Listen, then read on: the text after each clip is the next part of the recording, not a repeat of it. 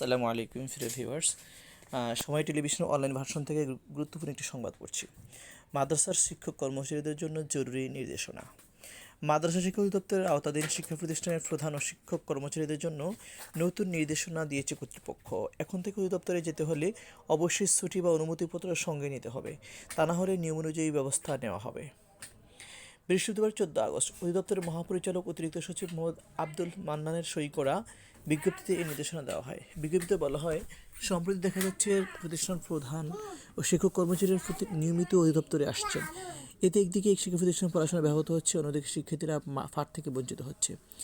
এতে আরও বলা হয়, এমপিভুক্তকরণ, বিশেষ বরাদ্দ, উচ্চতর স্কেল পদোন্নতি, জন্মতারিখ সংশোধন, বকেয়া প্রধান, প্রশিক্ষণ মনোনয়ন, ইন্ডেক্স প্রধান বা কর্তনসহ সব কাজ শিক্ষা প্রতিষ্ঠান প্রধানের মাধ্যমে অনলাইন বা ডাকযোগে পাঠানো হবে। অন্য কেউ বা তৃতীয় পক্ষের মাধ্যমে আবেদন করা যাবে না। অধিদপ্তরের আসার সময় অবশ্যই ছুটি বা অনুমতিপত্র সঙ্গে আনতে হবে এবং শাখা কর্মকর্তারা সেটা যাচাই করবেন।